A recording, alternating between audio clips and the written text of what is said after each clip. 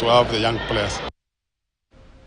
So let's wind up and we'll do this again tomorrow, but I will leave you under the watchful eyes of Robinson Okenye. He has been following the Africa Football Summit this time out. Okenye, you will agree, plenty of excitement, because when we talk about football stakeholders being in one forum, then some positives must be discussed. And when we look at Kenyan football as a whole, I think we will agree that we need to make some positive strides, Okenye, and if we will be able to do that, then football will be able to grow. And I hope that is the message that is coming from the Africa Football Summit.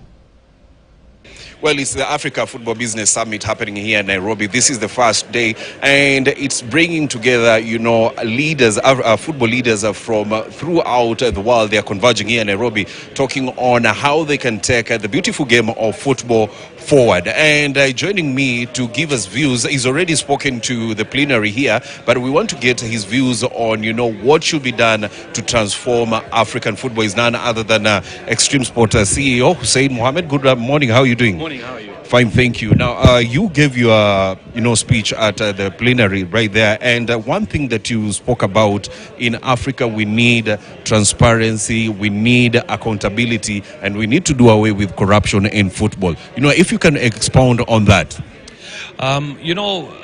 Whenever you talk to football administrators within the continent or within the region, you'll find that we are struggling with the same issues, year in, year out, or over the last few decades.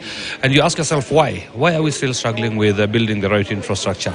Why are we still struggling with getting our players playing at the highest levels? Or why are we struggling with having our leagues and our footballers as much as others are earning across other leagues or across other continents?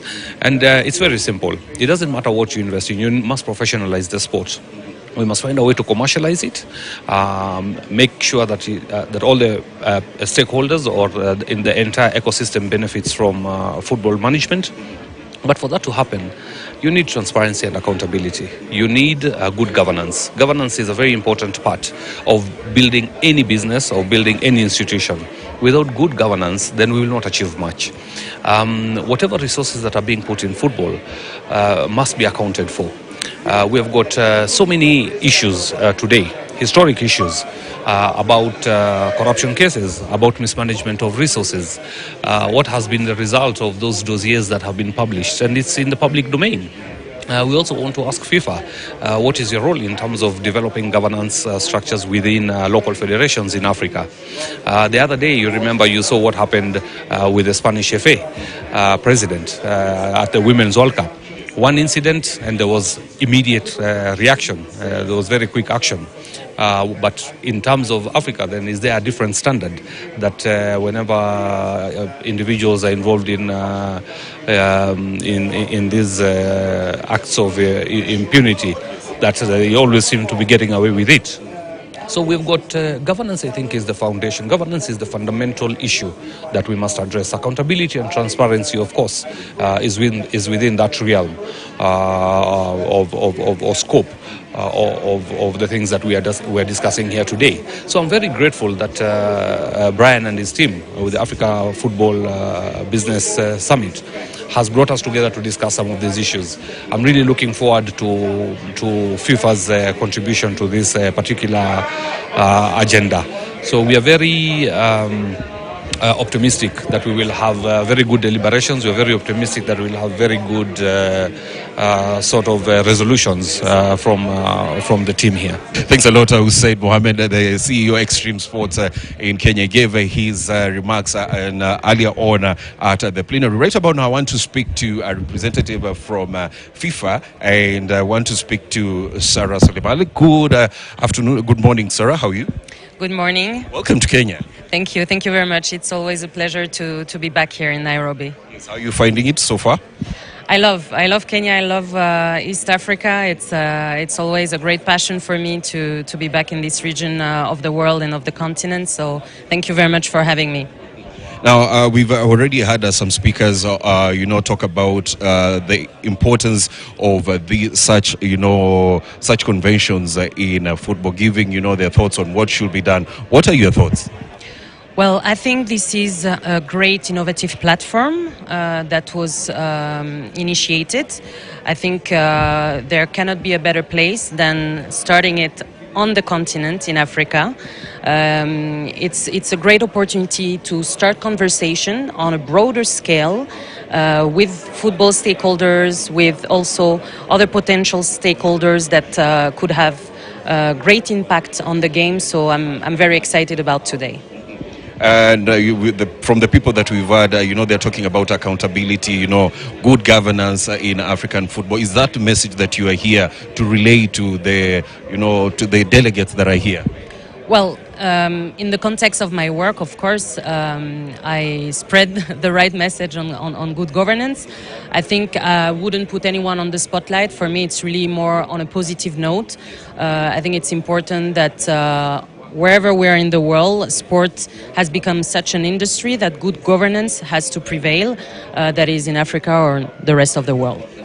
What are your thoughts on African football at the moment? The way you see it, we've had African qualifiers, and we're also seeing, many African footballers moving away from Africa to ply their trade in Europe and other leagues across the world. What are your thoughts on African football? Well, I think at FIFA level there is a great willingness to actually develop African football on the African continent. I think that's also the willingness of CAF.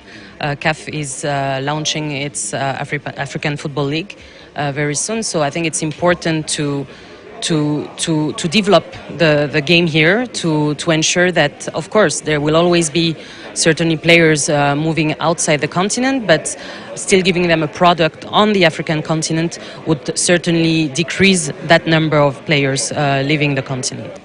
Well, thanks a lot, Sarah Sulemale, who's, from FIFA, and she's saying that there need to be more investment and also promoting the women's game in the world. Remember, we had 4 African teams at the just concluded Women's World Cup in Australia and New Zealand, and of course, probably we'll see more teams trying to take part in the World Cup. Thanks a lot, Sarah. Appreciate for your time. She is among the keynote speakers that will be giving their thoughts on what to expect here at the Africa Football Business Summit. So let's now speak to the man behind this concept, the man behind this congress that we are having right here, the Africa Football Business Summit, Brian Wesala.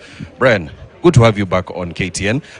It's been a while. If you can, we face this side. It's been a while, and this is the second edition. How big is it for Africa to have such conventions? This is very important for Africa to meet, especially in the sports sector. We've not had these kind of platforms where we get to talk about an agenda for African football. What are we doing with African football? As you've heard from our guests, it's not just about playing. It's professionalizing the whole thing. You've heard from the Brazilian ambassador, 8 billion USD contributed to the Brazilian GDP annually. When you talk about Africa, we don't have these figures. Where do we start? So that's why it's very important that we have these kind of events so that people can start to understand the business side of sports, of football, and also now to come up with strategies that will be used to develop the industry. The sports part is okay. It has ups and downs, wins and losses. But when we look at the business side, we need to develop something that is consistently growing over time. And that is all about social and economic value of sports. Yeah. When you started this initiative of the Africa Football, Business Summit, did you see it getting to the level that it has gotten to at the moment? For me, it was about creating a platform where people could come. Where I want it, I think we can still do a lot more. So I envision it to be even bigger than we are seeing it now. This is just the second edition. That said, I'm surprised by the turnout this year. It's amazing. That shows that people are interested. People want to learn. People want to exchange. So we can only get bigger from here. But more important for me is to have the salient stakeholders in the room. You know, it's not just about meeting for the sake of meeting, but who is here and what are the decisions that we are going to get out of here. For example, we need good government representation in this kind of summit. We need representatives from the private sector. Are they here? Probably very few of them. We want more of them in this room so that we can have a more enriching conversation that we can use to push the industry forward. Because when we're talking about investment and investing in Africa, where is the investment going to come from? It's from government, it's from the private sector. If they're not in the room, how do they understand what it is that we want? And if they're not here, how do we know what that which they are looking for? So this is very important to have this kind of audience, but we still need to bring more in terms of the variety of stakeholders. Thanks a lot, Brian. Of course, we'll look forward to seeing you after the convention is done and see, evaluate, the impact the convention has had on African football. Thanks a lot, Brian. That is Brian Wesala, who's the brains behind the Africa Football Business Summit that is going on here in Nairobi. And as everybody has said, there are key components that should be